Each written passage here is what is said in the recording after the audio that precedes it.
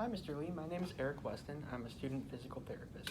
So you're in physical therapy today because you were referred here for gait instability, which just means you're having some difficulty walking. And that is kind of a good segue of what PT does. So we really focus on your functional movements and just the way that you're moving, and then trying to return to that function. So whatever you love doing, we're going to try to get you back to doing that. So with that being said, is that all right if I ask you some more questions and evaluate you? Yes. All right. So looking over your chart, you have a past medical history of coronary artery disease. So are you familiar with what that really means? Those words confuse me. Okay. So I'll try to explain it the best I can. So sometimes with aging or diet or just genetics, your arteries can start to fill with plaque, and that's going to thin them out. So it's a little bit harder for blood to move through them. And then, so your blood is carrying oxygen in your arteries. Your blood is carrying oxygen and is trying to distribute it throughout your body because you need that to function.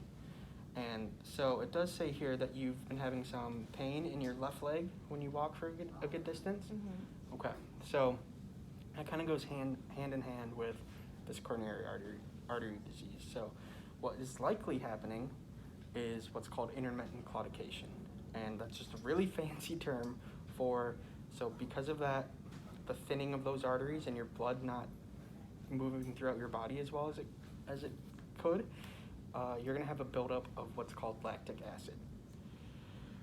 And so your body's going to sense that this acid is building up, and that's not normal. So it's going to trigger a pain response, and that's why you're feeling that pain when you walk after a certain distance, because that blood is really trying to get there, but that acid's building up instead. Does that make sense? Yeah. Okay.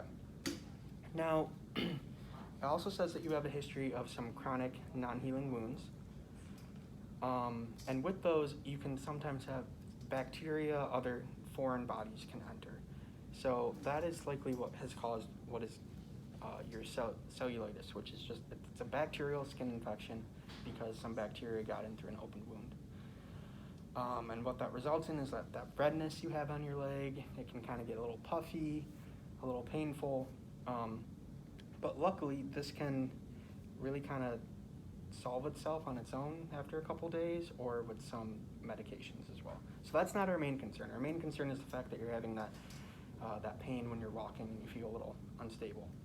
So based off of that, there are 3 different tests that are kind of coming to my mind right off the bat. So the first one is just a skin inspection. So I would have you remove your socks and shoes, you'd pull up your pants leg a little bit, and I would just look at the skin. I'd feel the temperature, see if there's any swelling, see if there's any more open wounds, because maybe those wounds are contributing to that pain you're feeling in your leg. Sometimes pain can kind of, you can feel pain in the area that it's not really coming from, if that makes sense. And then another test would be what's called ankle brachial index. So other fancy thing, I would use what's called this little tool called a Doppler radar, which helps me listen to your arteries, how the blood is flowing through them. And I would take your blood pressure at your arm and at your ankle, and I'd compare them. And that would give me a little ratio, and depending on that number, it helps me classify how severe your coronary artery disease is.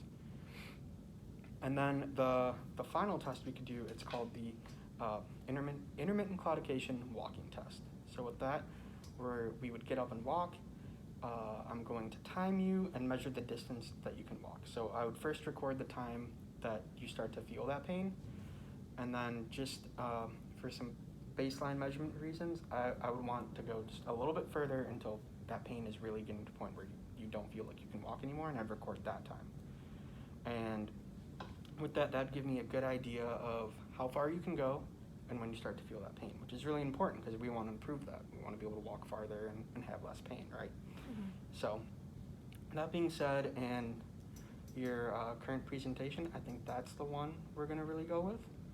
So I have this little thing over here. It's going to help me record the distance you walk.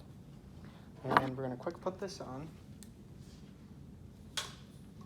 And this is a gait belt.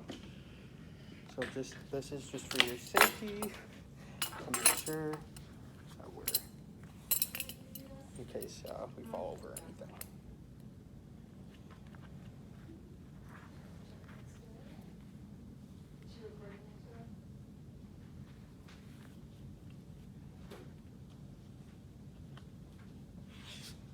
Okay. All right. So I want you to start walking.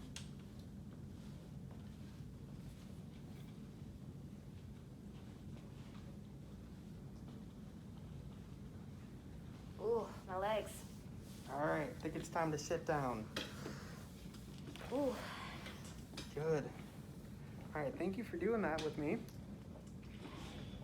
So we went a distance of roughly, we're just right on the cusp of 400 feet.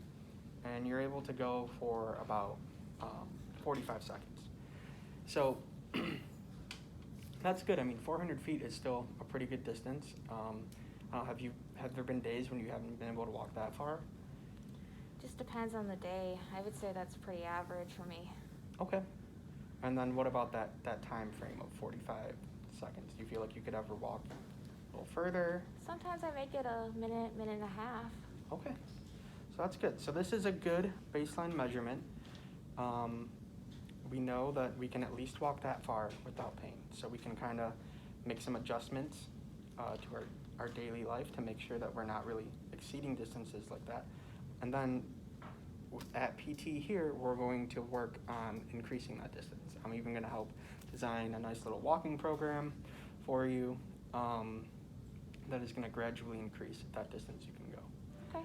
And then I'm also going to let your physician know about this, just so we're sticking on the same page.